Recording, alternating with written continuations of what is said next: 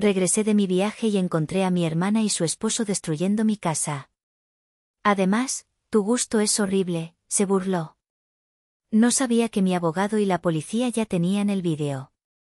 El zumbido monótono de los motores del avión era como una nana que había arrullado mi agotamiento durante las últimas 9 horas. A través de la ventanilla, las luces de la Ciudad de México se extendían como una galaxia caída, un tapiz de promesas y caos que, por primera vez en mucho tiempo, sentía como mi hogar. Había concluido el proyecto en Múnich 2 días antes de lo previsto, una proeza de negociaciones y logística que me había dejado sin aliento, pero con el dulce sabor de la victoria. Mi único anhelo era hundirme en el silencio de mi santuario, ese penthouse en el corazón de Polanco que no era solo mi casa, sino el manifiesto de mi existencia, cada centímetro cúbico un testimonio de las noches sin dormir y los sacrificios silenciosos. El aire de la ciudad, denso y familiar, me recibió al salir del aeropuerto. Durante el trayecto en taxi, mi mente ya estaba allí. Imaginaba el ritual, dejar las llaves en el cuenco de cerámica sobre la consola de nogal, quitarme los tacones y sentir la fría caricia del mármol bajo mis pies, y luego, prepararme una copa de vino mientras la ciudad parpadeaba a través de mis ventanales de piso a techo. Ese espacio era mi armadura y mi refugio, un lugar donde soledad, la CEO de una firma de arquitectura de interiores especializada en casas inteligentes, se disolvía para dar paso a Sol, una mujer de 32 años que amaba el arte, el silencio y el orden de las cosas.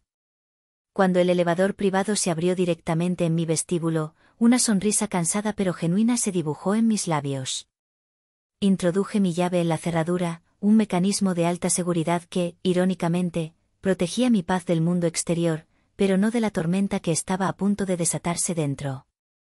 Lo primero que me golpeó no fue visual, sino olfativo. Un olor agrio a polvo de construcción, a yeso y a ese ozono metálico que despiden las herramientas eléctricas. Mi ceño se frunció. ¿Una fuga? ¿Algún problema con el mantenimiento del edificio? El segundo golpe fue auditivo. Un ruido ensordecedor, un taladro de percusión atacando concreto en algún lugar profundo de mi hogar, vibrando a través de la estructura del edificio hasta mis pies. Mi corazón, antes tranquilo, comenzó a latir con una premonición helada. Dejé mi maleta en el suelo y avancé con cautela. El vestíbulo parecía intacto, pero a medida que me acercaba a la sala principal, la fuente del caos se hacía más evidente. El piso de mármol estaba cubierto por una fina capa de polvo blanco, y había huellas de botas de trabajo que profanaban su superficie pulida. Y entonces la vi. Mi sala de estar, mi obra maestra de equilibrio y serenidad, era una zona de guerra. 2 hombres con cascos y ropa de trabajo operaban herramientas eléctricas. Uno de ellos sostenía un roto martillo contra la pared de acento, una pieza que yo misma había diseñado con listones de madera de tzalam y que había sido elogiada en una revista de diseño. Los listones estaban siendo arrancados, revelando el concreto desnudo y polvoriento que había debajo. El otro hombre cortaba algo con una sierra, las chispas anaranjadas volando peligrosamente cerca de mi sofá de lino italiano, ahora cubierto con un plástico manchado.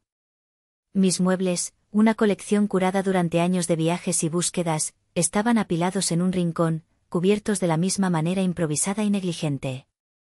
En medio de todo, como una reina presidiendo la demolición de un reino enemigo, estaba mi hermana mayor, Pilar. A sus 37 años, todavía cultivaba ese aire de artista bohemia, con su cabello revuelto y su ropa holgada manchada de pintura, una fachada para una vida de mediocridad y envidia. A su lado, con una sonrisa idiota en el rostro, estaba su esposo, Fermín, quien sostenía un mazo como si fuera un cetro. Se quedaron congelados al verme. El ruido de las herramientas se detuvo abruptamente, dejando un silencio, pesado con polvo y preguntas sin respuesta. La primera en hablar, por supuesto, fue Pilar. Su voz, un trino falsamente alegre que siempre me había erizado la piel. Sole. ¡Qué sorpresa!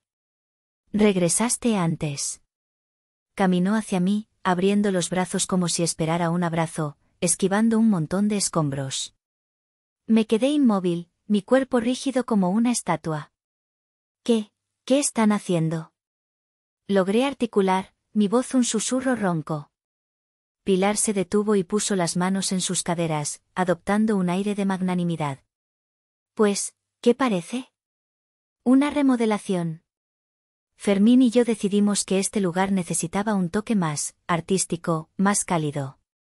Nos vamos a mudar aquí, ya sabes, y necesitábamos adaptarlo para una familia. Las palabras flotaron en el aire, tan absurdas, tan demenciales, que mi cerebro se negó a procesarlas. ¿Mudar? ¿Remodelar? Fermín se acercó, apoyando el mazo en su hombro. Sí, cuñadita. Tu estilo es muy minimalista, muy frío. Sin ofender. Un hogar necesita vida, color. Pilar tiene unas ideas increíbles para sus cuadros en esta pared. Señaló con la cabeza la pared masacrada, la herida abierta en el corazón de mi hogar. Y entonces, la frase que lo cambiaría todo. Pilar me miró de arriba abajo, su mirada recorriendo mi traje de diseñador, mi maletín de cuero, todo lo que representaba mi éxito. Una sonrisa condescendiente se dibujó en sus labios. Además, tu gusto es horrible. Te estamos haciendo un favor al mejorarlo, antes de mudarnos. El aire se escapó de mis pulmones.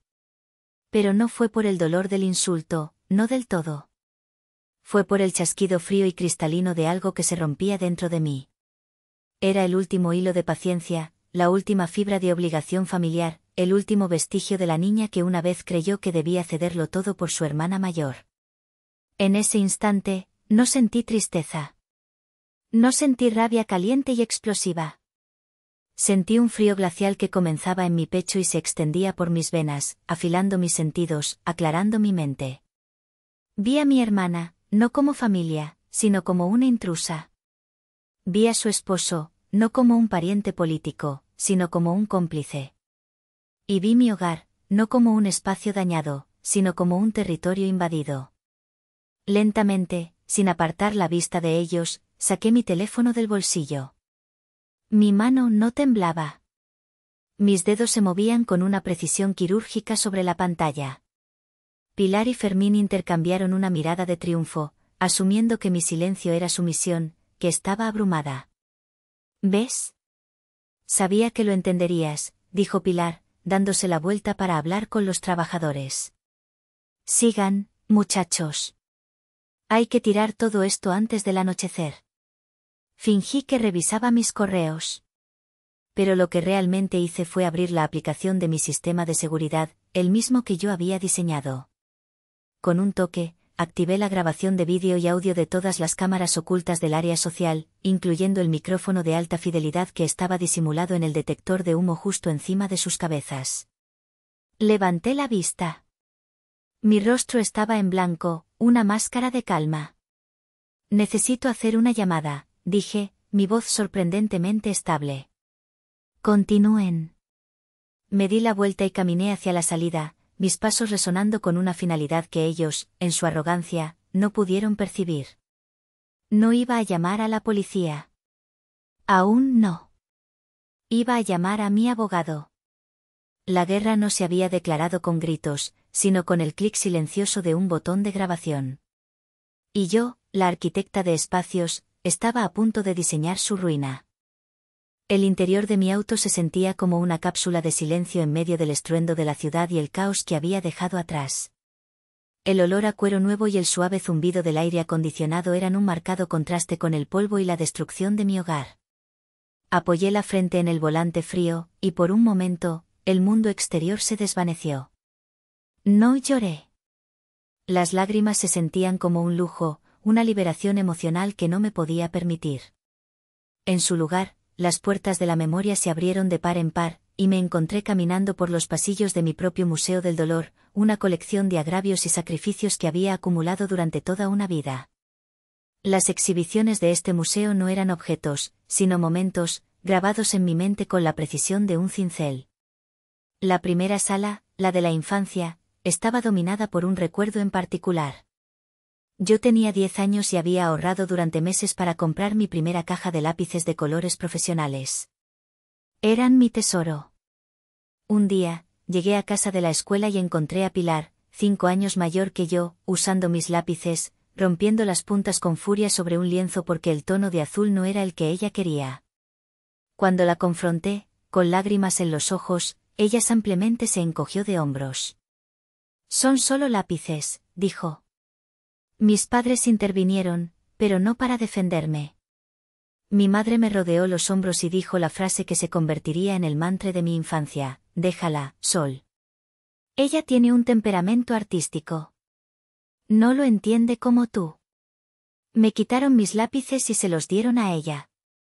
Yo aprendí mi primera lección: mis tesoros eran prescindibles, los caprichos de mi hermana, no. Avancé a la siguiente sala, la adolescencia. El recuerdo central aquí era una carta, el papel delgado y oficial que contenía la promesa de mi futuro. A los 18 años, en contra de todas las expectativas, había ganado una beca completa para estudiar arquitectura en una de las mejores universidades del país. Era mi boleto de salida, mi oportunidad de construir mi propio mundo.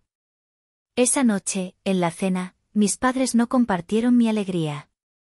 Intercambiaron miradas preocupadas. Unos días después, se sentaron conmigo. Pilar, que había decidido que la universidad era demasiado restrictiva para su espíritu libre, quería tomar un carísimo curso de verano de arte en Florencia. Los ahorros de la familia no alcanzaban para ambos. La frase de mi padre esa noche fue el segundo pilar de mi museo: Pilar es la artista, hija. Ella necesita estas experiencias para encontrar su voz. Tú eres más práctica, más inteligente. Tú siempre encontrarás la manera de salir adelante. Me convencieron de rechazar la beca. Vi cómo el dinero que podría haber pagado mi educación se gastaba en un viaje que solo produjo unas cuantas fotos pretenciosas y un portafolio de pinturas mediocres. Yo encontré la manera, sí. Trabajé en 2 empleos mientras estudiaba en una universidad pública, construyendo mi futuro ladrillo a ladrillo, mientras Pilar flotaba de un proyecto a otro, siempre esperando que el mundo reconociera su supuesto genio. La última sala, la de la vida adulta, estaba llena de microagresiones, de comentarios condescendientes y de una constante invalidación. El recuerdo más vívido era reciente. Hacía un año, había ganado mi primer Gran Premio Nacional de Diseño de Interiores por un proyecto hotelero. Invité a mi familia a cenar para celebrarlo. Les mostré el trofeo, una elegante pieza de cristal. Mi padre apenas lo miró. ¿Vieron el último cuadro de Pilar?, preguntó con entusiasmo. Es tan profundo. Ella tiene un alma sensible, no como estas cosas técnicas y comerciales. Pilar sonrió, una sonrisa de mártir incomprendida. En ese momento, entendí que mi éxito nunca sería visto como un logro, sino como una extraña anomalía, algo demasiado mundano y material en comparación con el arte intangible y fracasado de mi hermana. Mi éxito era una ofensa para la narrativa familiar que ellos habían construido. Un golpe en la ventanilla del auto me sacó de mi trance. Era el vigilante del estacionamiento, haciéndome señas para preguntarme si estaba bien. Le levanté el pulgar, forzando una sonrisa. Encendí el auto. El museo había cerrado. Había repasado cada herida, cada sacrificio, cada injusticia. Y ahora, cada una de esas piezas era un ladrillo en el muro de mi resolución. No conduje sin rumbo. Marqué un número en el manos libres del coche. Un solo tono y contestaron. Sol. ¿Estás bien? Sonó como si estuvieras en un túnel. La voz de mi primo Leandro era un ancla en mi tormenta. Él era el único en la familia que veía a través de la fachada de Pilar. Hola, Leo, dije, mi voz todavía tensa. No estoy en un túnel. Estoy en el infierno. Le conté todo. Desde el momento en que abrí la puerta hasta la última palabra condescendiente de Pilar. No omití ningún detalle: el polvo, los trabajadores, el mazo en las manos de Fermín, la grabación que había hecho. Leandro escuchó en silencio, un silencio que vibraba con una furia creciente. Cuando terminé, su voz era baja y peligrosa. Voy para allá. Voy a sacar a esos parásitos a rastras de tu casa. No, lo detuve, mi propia voz sorprendiéndolo por su calma. No, Leo. No hagas nada. La violencia física es lo que ellos esperarían. Es desordenada. Es poco elegante. Hubo una pausa. ¿Entonces qué? ¿Vas a dejar que se salgan con la suya otra vez? ¿Cómo con la beca? Su mención de la beca, nuestro secreto compartido de indignación, fue como echar gasolina a mi fuego helado. No, Leandro, dije, y por primera vez desde que había entrado a mi casa, sonreí, aunque fue una sonrisa sin alegría, afilada como un cuchillo. No se van a salir con la suya. De hecho, acaban de cometer el error más caro de sus vidas. Ya puse en marcha un plan. Uno que es ordenado, metódico y absolutamente devastador. Esta vez, no voy a pelear con gritos. Voy a pelear con recibos, con contratos y con el Código Penal. Colgué antes de que pudiera responder. Sabía que no lo entendería del todo, pero confiaría en mí. Puse el auto en marcha y me incorporé al tráfico. El Museo del Dolor había cumplido su propósito. Ya no era una víctima recorriendo sus pasillos. Era la curadora, y estaba a punto de añadir una nueva y última pieza a la colección, la justicia. La transición de la conmoción paralizante a la acción metódica fue casi instantánea. La soledad que se había sentado en su auto, ahogada por los fantasmas del pasado, se había desvanecido. En su lugar, al volante, estaba la arquitecta, la estratega, la mujer que había construido un negocio exitoso negociando con tiburones inmobiliarios y contratistas testarudos. Mi hermana había cometido un error fundamental, había confundido mi paciencia con debilidad. Había olvidado que mi practicidad, esa cualidad que mi familia siempre había usado para minimizarme, era en realidad mi arma más poderosa. La practicidad significaba eficiencia, lógica y una comprensión profunda de las consecuencias. No conduje a un hotel. Aún no, mi primer destino fue un café discreto en la Condesa, un lugar con wifi rápido y mesas lo suficientemente apartadas para tener privacidad. Pedí un espresso doble, el líquido amargo y oscuro un reflejo de mi estado de ánimo. Saqué mi laptop, mi tableta y un cuaderno. Durante los siguientes 30 minutos, no pensé en la traición ni en el dolor. Pensé en logística. Primero, la evidencia. Transferí el vídeo desde mi teléfono a un disco duro encriptado y a una nube segura. La calidad era impecable. La cámara de seguridad de grado comercial había capturado cada palabra, cada risa burlona, la expresión de triunfo en el rostro de Pilar. Era oro puro. Segundo, la estrategia. ¿Qué quería conseguir? La respuesta era clara, una epifanía fría y precisa. No quería una disculpa. Las disculpas de Pilar siempre habían sido armas, diseñadas para hacerme sentir culpable por haberme enfadado. No quería una compensación simbólica. Quería una restitución total y absoluta. Quería que el universo, por una vez, les presentara la factura por sus acciones. Quería que entendieran el lenguaje que yo había tenido que aprender a la fuerza, el del valor, el coste y la responsabilidad. Tercero, el ejecutor. No necesitaba un mediador familiar. Necesitaba un arma. Y en el mundo en que me movía, las armas más letales no disparaban balas, sino escritos legales. Abrí mi lista de contactos profesionales. Pasé de largo los abogados corporativos y los especialistas en contratos. Me detuve en un nombre, licenciado Damián Covarrubias. No era un amigo. Era una leyenda. Un abogado penalista y civil conocido por su agresividad táctica y su reputación de no dejar ni las migajas a la parte contraria. Había trabajado en un proyecto para uno de sus clientes, un magnate que había elogiado a Covarrubias como un pitbull con un título de Harvard. Era exactamente lo que necesitaba. Envié un correo electrónico conciso desde mi dirección profesional. Estimado licenciado Covarrubias. Mi nombre es Soledad. Tuvimos el placer de coincidir en el proyecto de la residencia de Altavista. Le escribo para solicitar una consulta urgente sobre un asunto de allanamiento de morada y daño en propiedad ajena. Adjunto un archivo de vídeo preliminar. Agradezco su pronta atención. La respuesta llegó en menos de 10 minutos. Señorita Soledad. He visto el vídeo. Mi asistente la contactará en breve para programar una cita. Hoy mismo. Cancele lo que tenga. 2 horas después, estaba sentada en su oficina.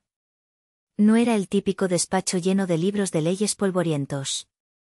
Era un espacio minimalista y moderno, muy parecido a los que yo diseñaba, dominado por el acero, el cristal y una vista imponente del Paseo de la Reforma.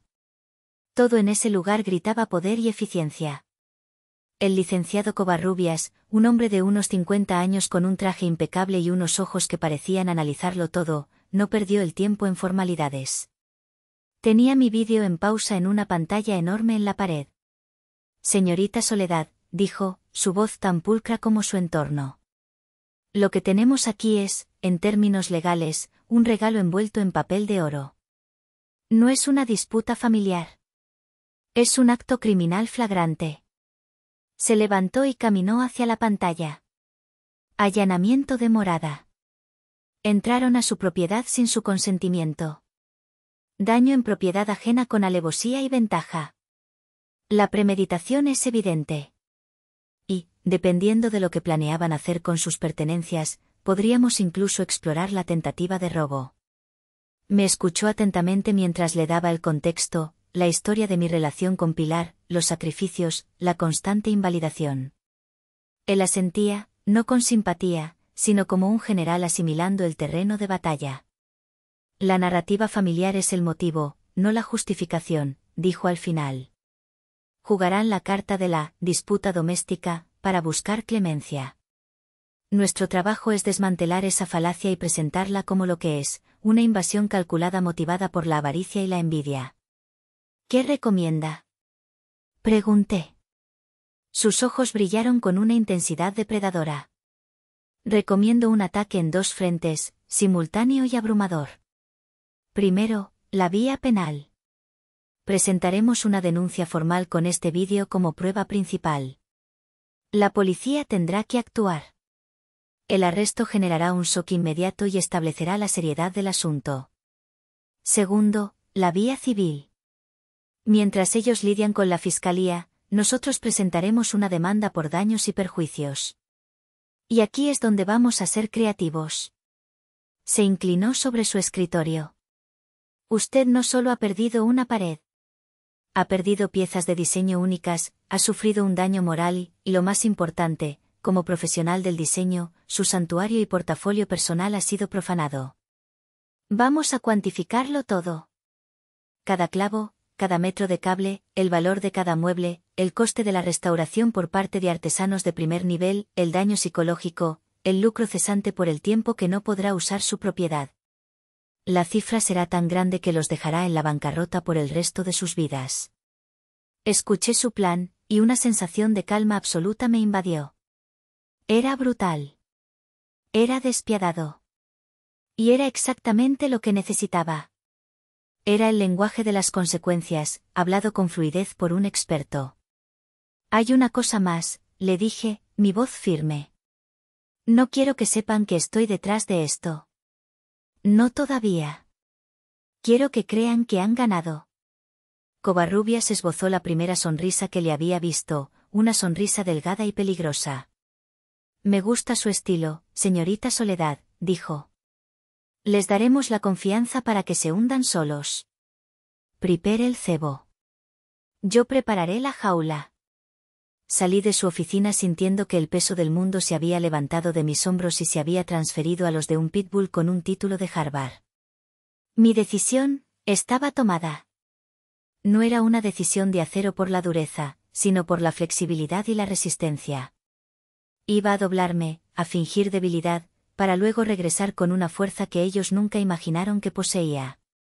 La arquitecta estaba a punto de llevar a cabo su demolición más personal. La noche la pasé en una suite del Hotel St. Regis, un lugar que conocía bien por haber colaborado en el diseño de su renovación años atrás.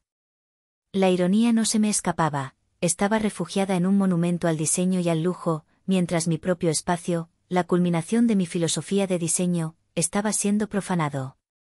Pero no había tiempo para la autocompasión. Había una red que tejer. Sentada en la cama, con la ciudad extendiéndose bajo mis pies, saqué mi teléfono. Era hora de lanzar el cebo. Abrí la conversación con Pilar. Mi pulso era firme. Cada palabra del mensaje fue cuidadosamente calibrada para proyectar la imagen de una hermana menor derrotada y abrumada, la versión de mí que ellos siempre habían esperado y necesitado que fuera.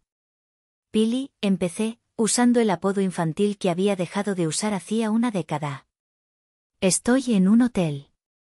Lo que vi hoy fue demasiado para mí. Estoy en shock. No sé qué pensar. Hice una pausa, dejando que la ambigüedad hiciera su trabajo. Supongo que necesito tiempo para procesarlo. Hagan lo que crean conveniente por ahora. Necesito espacio. Envié el mensaje y contuve la respiración. La respuesta de Pilar fue casi inmediata. Sabía que entenderías, Sole. Es por el bien de todos. Tómate tu tiempo. Nosotros nos encargamos de todo. Descansa. Leí el mensaje y una sonrisa amarga se dibujó en mi rostro. Nosotros nos encargamos de todo. Eran como buitres celebrando sobre un cuerpo que aún respiraba. Habían mordido el anzuelo con una avidez predecible. La primera fase del plan estaba en marcha. A la mañana siguiente, comenzó la segunda fase, la fortificación de mi territorio y la recopilación de pruebas. El licenciado Covarrubias me había puesto en contacto con una agencia de seguridad privada, la misma que usaban sus clientes más paranoicos. Su especialidad era la vigilancia encubierta. Me reuní con su jefe de operaciones, un exmilitar llamado Castro, en el mismo café de la Condesa. Era un hombre que hablaba poco y observaba mucho. Le expliqué lo que necesitaba, una instalación de cámaras y micrófonos adicionales, completamente indetectables, que cubrieran cada ángulo de las áreas comunes de mi penthouse. Quiero ver y oír todo, le dije. Cada conversación, cada martillazo. Castro asintió. El sistema de su casa es de grado profesional, arquitecta. Integrarse a él será sencillo. Mis hombres pueden entrar con el pretexto de ser de la compañía de Internet, una revisión de rutina por una supuesta falla en la zona. Nadie sospechará nada. En 2 horas, tendrá ojos y oídos en todas partes, accesibles desde su teléfono. Mientras su equipo se preparaba, yo ejecutaba mi parte. Llamé a un perito evaluador de arte y diseño, un hombre con el que había trabajado antes. Le pedí un imposible, que, basándose en el inventario fotográfico completo que yo tenía de mi apartamento, elaborara un informe detallado del valor de reposición de cada objeto, desde el sofá de lino italiano hasta la última lámpara de pie. Quiero el valor de mercado actual, de coleccionista si aplica, incluyendo costes de importación y el valor de las piezas únicas que yo misma diseñé, le instruí. Necesito que la cifra sea incontestable. Pasé el resto del día coordinando. Fue como dirigir un proyecto de construcción, pero en lugar de crear, estaba sentando las bases para una demolición legal. A media tarde, Castro me envió un mensaje: la red está activa. Esa noche, de vuelta en la suite del hotel, abrí la aplicación en mi tableta. La pantalla se dividió en 6 recuadros, mostrando mi hogar desde ángulos que ni siquiera yo recordaba. La calidad de audio era tan nítida que podía oír el zumbido del refrigerador. Y entonces, aparecieron. Pilar y Fermín entraron en la sala, riendo. Llevaban bolsas de un restaurante caro. Se sentaron en el suelo, en medio del desorden, como si fueran los reyes de un castillo conquistado. ¿Te lo dije, o no?, dijo Fermín, abriendo un recipiente de comida. Un par de mensajitos y la princesita se fue a llorar a un hotel. Tenemos la casa para nosotros solos. Pilar tomó un sorbo de vino de una de mis copas. Siempre ha sido así. Un poco de presión y se rompe. Nunca tuvo agallas. Toda esa fachada de mujer de negocios. Pura apariencia. Observé, mi rostro impasible, mientras comían y planeaban. Hablaban de los colores para las paredes, de cómo iban a vender mi escultura, esa chatarra rara, para comprar un televisor más grande. Cada palabra era un clavo más en su propio ataúd. Pero el verdadero regalo llegó 1 hora después. El timbre sonó en la aplicación. Pilar abrió la puerta. Eran los padres de Fermín. «Bienvenidos a su nuevo hogar», exclamó Pilar con una floritura. Los hice pasar, y el espectáculo que siguió fue una sinfonía de codicia y arrogancia. La madre de Fermín criticaba mis cortinas. Su padre medía el espacio de la sala, planeando dónde pondría su viejo sillón reclinable. Todos hablaban de Soledad como una figura lejana y problemática cuya fortuna, por algún derecho divino, ahora les pertenecía. Fermín los llevó a la recámara de invitados. «Aquí es donde se quedarán ustedes cuando vengan de visita», dijo, su voz henchida de orgullo. La madre de Fermín se rió. «¿De visita? Querido, con tanto espacio, podríamos mudarnos al cuarto de al lado». Grabé cada segundo. Cada risa, cada comentario despectivo, cada plan de apropiación. No eran solo mi hermana y mi cuñado. Era un clan entero, una conspiración de parásitos que creían haber encontrado a su anfitrión definitivo. Apagué la tableta. La evidencia era abrumadora, más rica y condenatoria de lo que jamás hubiera imaginado. Me levanté y caminé hacia el ventanal. La Ciudad de México brillaba bajo un manto de oscuridad. La red estaba tendida, y los insectos, gordos y confiados, se deleitaban en el centro, sin saber que el amanecer no traería un nuevo día para ellos, sino el juicio final. Y yo, la araña paciente, estaba lista para tirar del hilo. Los 2 días siguientes fueron una clase magistral de arrogancia humana, transmitida en vivo y en alta definición a la pantalla de mi tableta. Me convertí en una espectadora silenciosa de la profanación de mi propia vida, cada momento alimentando la fría hoguera de mi resolución. Le enviaba clips de audio y vídeo al licenciado Covarrubias con notas escuetas, planificación de venta de mis activos, conspiración para ocupar la propiedad a largo plazo, burlas sobre mi persona. Su respuesta era siempre la misma: recibido. Esto es excelente. Siga grabando. Pilar y Fermín, envalentonados por mi silencio, aceleraron sus planes. Despidieron a los 2 trabajadores iniciales y contrataron a una cuadrilla más grande y barata, claramente sin licencia, para acelerar la demolición. Vi con una mezcla de horror y fascinación cómo derribaban no solo la pared de acento, sino también parte de la estantería de caoba que separaba la sala del estudio, una pieza que mi mentor me había regalado al graduarme.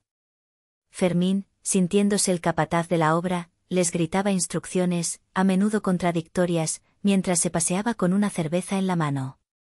Pero el momento que selló su destino, la pieza central de la colección de pruebas de Covarrubias, llegó en la tarde del segundo día. Pilar había invitado a 2 de sus amigas, otras 2 artistas, que compartían su misma aura de superioridad y fracaso. Estaban sentadas en mi balcón, bebiendo mi mejor tequila, mientras el ruido de la construcción resonaba detrás de ellas. La cámara del balcón, oculta en una lámpara de exterior, capturaba la escena a la perfección. Entonces, ¿literalmente se fue y les dejó la casa?, preguntó una de las amigas, con incredulidad. Pilar se rió, un sonido agudo y desagradable. Básicamente. Se hizo la ofendida un rato, pero al final sabe cuál es su lugar. Siempre lo ha sabido.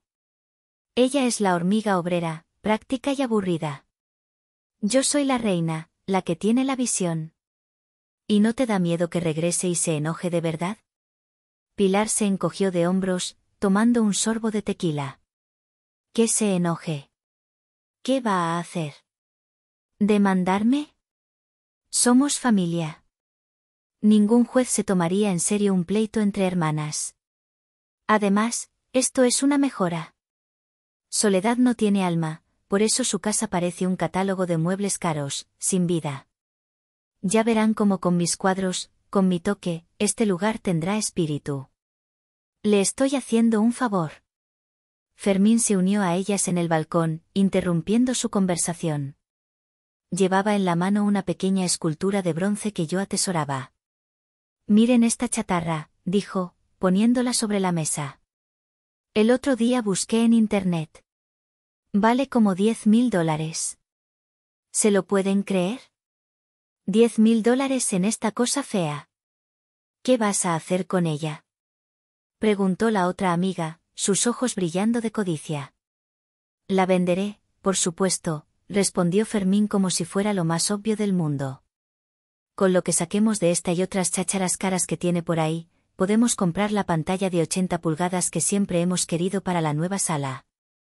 Pilar ni siquiera parpadeó. Buena idea, mi amor. Total, Sol ni cuenta se va a dar.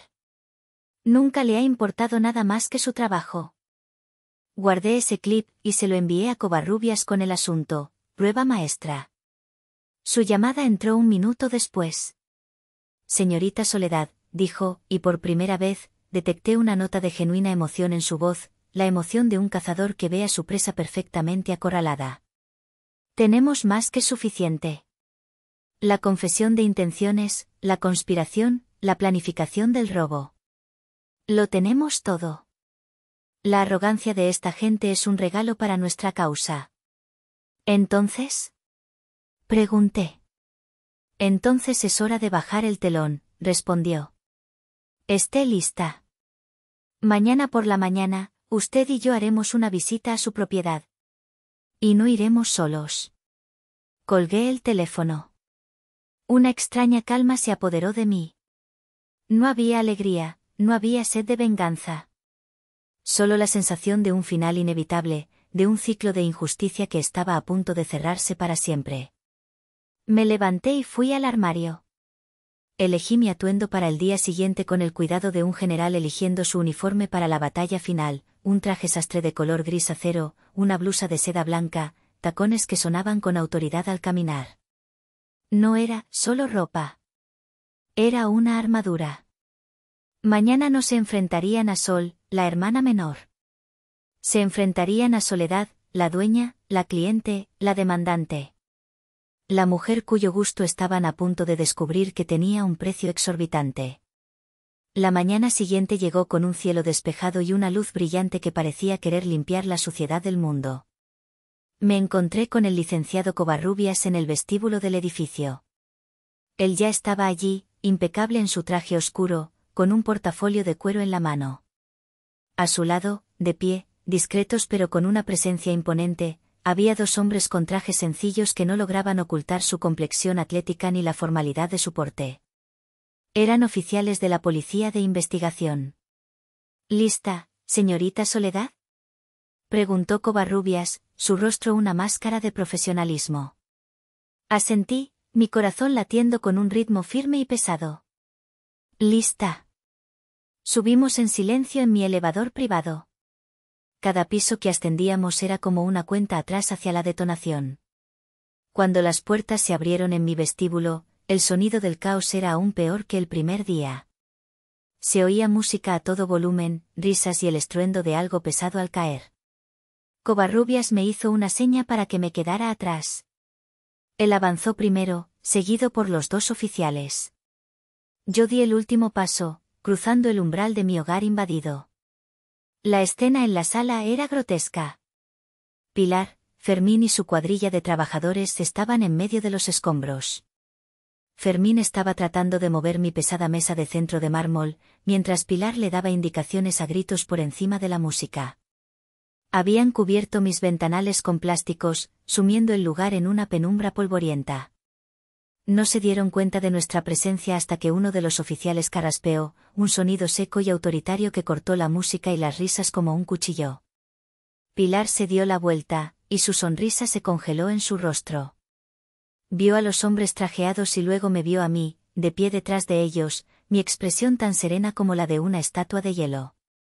Sol, ¿qué es esto? ¿Quiénes son estas personas? Tartamudeó, su tono de reina destronada reemplazado por una nota de confusión. Fermín soltó la mesa, que aterrizó con un ruido sordo. ¿Hay algún problema, oficiales? El licenciado Covarrubias dio un paso al frente. No levantó la voz. No necesitaba hacerlo. Su presencia llenaba la habitación. Mi nombre es Damián Covarrubias, y soy el representante legal de la señorita Soledad, la única y legítima propietaria de este inmueble. Y sí, señor, hay un problema. Varios, de hecho. Abrió su portafolio y sacó una carpeta. Están ustedes, señora Pilar y señor Fermín, siendo formalmente investigados por los delitos de allanamiento de morada, daño en propiedad ajena con agravantes, y conspiración para cometer robo. La palabra, delitos, resonó en el aire viciado. Pilar soltó una carcajada nerviosa, incrédula. ¿Delitos? No sea ridículo. Esta es mi hermana. Es un malentendido familiar. Sol, diles. Diles que es una estupidez. Todos los ojos se volvieron hacia mí. Me quedé en silencio, dejando que mi falta de respuesta fuera la declaración más poderosa. Fermín intentó tomar el control. Mire, licenciado, creo que mi cuñada está un poco alterada. Está cansada por su viaje. No hay necesidad de involucrar a la policía en un asunto de familia. Covarrubias ni siquiera lo miró. Sacó una tableta de su portafolio. La ley no hace distinciones por lazos de sangre cuando se cometen crímenes, señor. Y en cuanto a que es un malentendido, permítame aclarar las cosas. Presionó un botón en la pantalla. Y la voz de Pilar llenó la habitación, nítida y clara, gracias a los micrófonos que yo había instalado. Además, tu gusto es horrible. ¿Te estamos haciendo un favor? La Pilar real se quedó boquiabierta, su rostro perdiendo todo color. Covarrubias deslizó el dedo por la pantalla. Ahora era la voz de Fermín. Miren esta chatarra. La venderé, por supuesto. Con lo que saquemos, podemos comprar la pantalla de 80 pulgadas. Luego, la voz de Pilar de nuevo, desde el balcón. ¿Ningún juez se tomaría en serio un pleito entre hermanas? Soledad no tiene alma. Covarrubias apagó la tableta y la guardó. El silencio en la habitación era tan profundo que se podía oír el zumbido de la electricidad en las paredes desnudas. Los trabajadores miraban al suelo, deseando ser invisibles. Fermín estaba pálido como un fantasma. Pilar me miró, y por primera vez, vi miedo en sus ojos. Un miedo puro y abyecto. Ya no era la hermana mayor, la artista superior. Era una delincuente atrapada. Sol, por favor, susurró. Fue entonces cuando hablé. Mi primera y única contribución a la conversación. Mi nombre es Soledad, dije, mi voz tranquila pero cortante como el vidrio. Y mi abogado tiene razón. Esto ya no es un asunto de familia. Uno de los oficiales dio un paso al frente. Señora Pilar, señor Fermín, nos van a tener que acompañar a la agencia del Ministerio Público para rendir su declaración. Mientras el oficial les leía sus derechos, mis ojos se encontraron con los de mi hermana. En su mirada ya no había arrogancia, solo una desesperada súplica. Pero el museo en mi mente había cerrado sus puertas. La niña que una vez cedió sus lápices de colores, la adolescente que sacrificó su beca, la mujer que aguantó años de desprecio, ya no existía. Vi cómo se los llevaban, dos figuras encogidas y derrotadas, a través de los escombros de su propia codicia. Cuando la puerta se cerró detrás de ellos, un silencio absoluto finalmente descendió sobre mi hogar. Covarrubias se acercó. Fase 1, completada, dijo, con la misma emoción que un cirujano al terminar una operación exitosa. Ahora comienza la fase 2, la demanda civil. Vamos a hacer que paguen hasta por el polvo que levantaron. Miré a mi alrededor, al desastre, a la destrucción. Pero por primera vez en días, no sentí dolor. Sentí el vacío. El vacío necesario antes de poder empezar a reconstruir.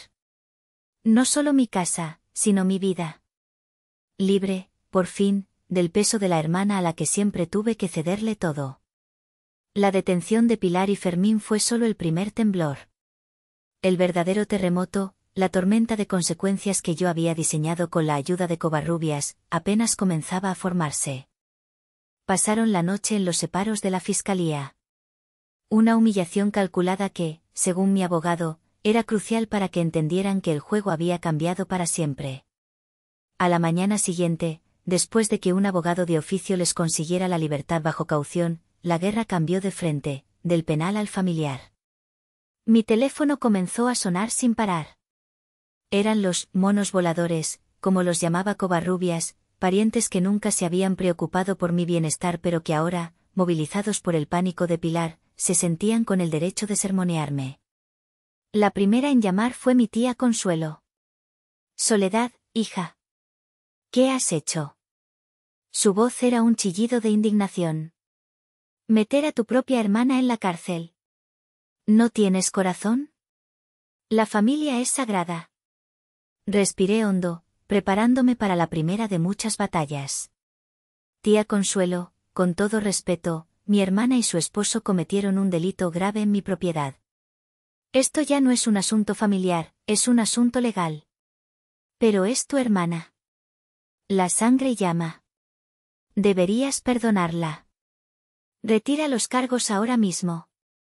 No voy a retirar nada, dije, mi voz tan fría como el acero. Si tienes más preguntas, puedes dirigirlas a mi abogado, el licenciado Covarrubias. Él tiene toda la información. Que tengas un buen día. Colgué antes de que pudiera responder. Bloqueé su número. 10 minutos después, llamó mi tío Germán, con un tono más paternalista pero con el mismo mensaje. La misma respuesta. La misma acción, bloquear. Uno por uno, corté los lazos envenenados que durante años me habían mantenido atada a un concepto tóxico de familia. Mientras yo lidiaba con el frente emocional, Covarrubias lanzaba la ofensiva principal, la demanda civil. Una semana después del arresto, un notificador se presentó en el pequeño departamento alquilado donde Pilar y Fermín se alojaban temporalmente. Les entregó un documento de 80 páginas. Era la demanda. Covarrubias me envió una copia por correo electrónico. La abrí con una mezcla de aprensión y curiosidad. Era una obra de arte de la litigación. Cada página era un golpe de martillo. El informe del perito evaluador era la pieza central.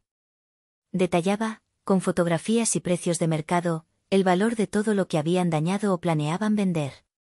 Sofá de lino italiano, diseño exclusivo, $18,000 americanos. Mesa de centro de mármol de Carrara, $12,000 americanos. Escultura de bronce de un artista emergente, $10,500 americanos. Sistema de sonido integrado, $25,000 americanos. Estantería de caoba, regalo personal, valor sentimental incalculable, valor de reposición artesanal $22,000 americanos. La lista seguía y seguía. El coste de la demolición y la reconstrucción por parte de una firma de arquitectos de mi nivel. El coste de la limpieza especializada.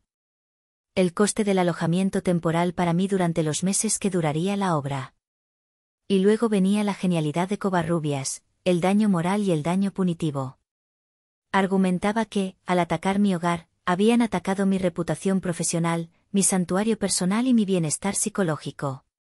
La cifra total, al final del documento, era tan grande que tuve que leerla 2 veces para asegurarme de que no había un error.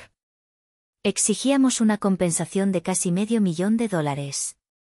La reacción de Pilar no se hizo esperar. Me dejó un mensaje de voz en el que ya no había arrogancia, solo pánico y veneno. ¿Estás loca, Soledad? ¿Estás demente? $500,000? ¿Quieres destruirnos? Después de todo lo que hemos hecho por ti, eres un monstruo egoísta y sin corazón. Escuché el mensaje, y por primera vez, las palabras no me afectaron.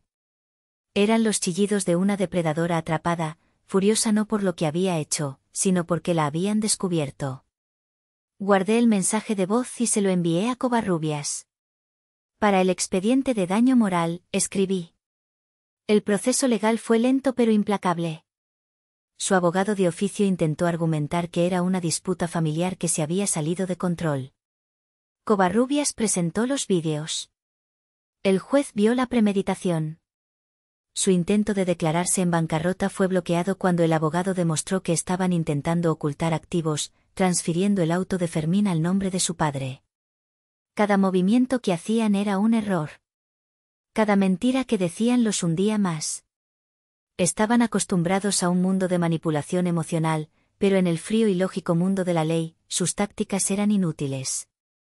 La tormenta que yo había desatado no era de furia, sino de consecuencias. Y estaba lloviendo sobre ellos con la fuerza de un huracán. Han pasado 6 meses desde que la puerta de mi penthouse se cerró detrás de los oficiales que se llevaban a mi hermana. 6 meses en los que el ruido de los martillos y las sierras regresó, pero esta vez, era un sonido de creación, no de destrucción. El proceso legal concluyó hace un mes. Fue una victoria total, tan aplastante como Covarrubias había prometido. En el frente penal, Pilar y Fermín se declararon culpables para evitar la cárcel, a cambio de una sentencia de 3 años de libertad condicional, antecedentes penales permanentes y una orden de restricción que les prohíbe acercarse a menos de 500 metros de mi casa o de mi oficina. En el frente civil, el juez les ordenó pagar una indemnización que, si bien no alcanzó el $500,000 inicial, fue lo suficientemente grande como para obligarlos a vender su departamento, su auto y casi todo lo que poseían. Vivirán endeudados durante la próxima década. La justicia, al final, tenía un precio muy específico. Esta noche, estoy de pie en mi terraza. El aire es fresco y la ciudad se extiende ante mí como un océano de luces parpadeantes. Mi hogar ha renacido de las cenizas. La reconstrucción me permitió hacer cambios que siempre había querido. La pared de acento ahora es un impresionante jardín vertical interior que llena el espacio de vida y oxígeno. La estantería de caoba fue reemplazada por una pieza de metal y cristal que diseñé yo misma, más ligera, más moderna. Más yo. El sonido de risas me saca de mis pensamientos. Dentro, un pequeño grupo de personas conversa animadamente. No hay parientes de sangre entre ellos, a excepción de mi primo Leandro. Están mis socios, mis amigos más cercanos, la gente que me apoyó durante estos meses con llamadas, no de juicio, sino de solidaridad. La gente que forma mi verdadera familia, la que yo elegí. Leandro se acerca a mí con 2 copas de vino. Me entrega una. Se ve increíble, Sol, dice, mirando el interior. Mucho mejor que antes. Me siento increíble, respondo, y es la verdad más pura que he dicho en mucho tiempo. Libre. Bebemos en un silencio cómodo, observando la ciudad. ¿Has sabido algo de ellos? Pregunta finalmente, con cautela. Niego con la cabeza. No y no quiero saberlo. Para mí, esa puerta se cerró para siempre. Y es cierto.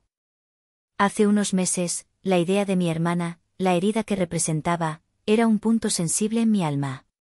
Ahora, es solo un eco lejano, el recuerdo de una vida que ya no me pertenece. Ya no siento ira ni dolor. Solo una inmensa y abrumadora paz. La reconstrucción de mi casa fue un reflejo de mi propia reconstrucción interna. Al supervisar a los albañiles y diseñadores, al elegir nuevos materiales y colores, estaba, en esencia, reclamando mi propia vida. Cada decisión, desde el tipo de madera para el suelo hasta la intensidad de la luz en el pasillo, era una declaración de independencia. Era yo, Soledad, decidiendo cómo quería que fuera mi mundo, sin la sombra de la aprobación o desaprobación de nadie. Mi hermana dijo que mi gusto era horrible. Quizás, para ella, lo era. Mi gusto era el de la independencia, el del trabajo duro, el de la serenidad ganada a pulso. Mi gusto era todo lo que a ella le recordaba su propia falta de esas cualidades. Su ataque no fue contra mi casa, fue contra mi paz. Y al defender mi hogar, defendí mi derecho a esa paz. Un amigo pone una canción suave dentro, y el sonido flota hacia la terraza. Leandro levanta su copa. Por los nuevos comienzos, dice. Choco mi copa con la suya. Por los nuevos comienzos, repito. Perdí a una hermana, es cierto. Pero la verdad es que la había perdido mucho antes, en una infancia de lápices rotos y sueños sacrificados. Lo que perdí en estos 6 meses fue la ilusión, la pesada cadena de una obligación familiar tóxica. Y a cambio, gané algo infinitamente más valioso, a mí misma. Miro las luces de la ciudad, cada una historia, una vida. Y por primera vez, siento que mi propia luz brilla sin que ninguna sombra la opaque. Me di cuenta de que, a veces, para construir tu propio palacio, un santuario de paz y autenticidad, primero debes tomar la difícil decisión de demoler la prisión que otros, por mucho que compartieran tu sangre, insistían en llamar familia. ¿Hice lo correcto? ¿Fui demasiado lejos? No lo sé. Pero esta noche, en mi terraza, respirando el aire de mi nueva libertad, sé que hice lo necesario. Y eso, para mí, es más que suficiente. Gracias por escuchar mi historia. Si aún no te has suscrito, te invito a hacerlo para no perderte ninguna de las historias que compartimos aquí. Nos vemos en la próxima.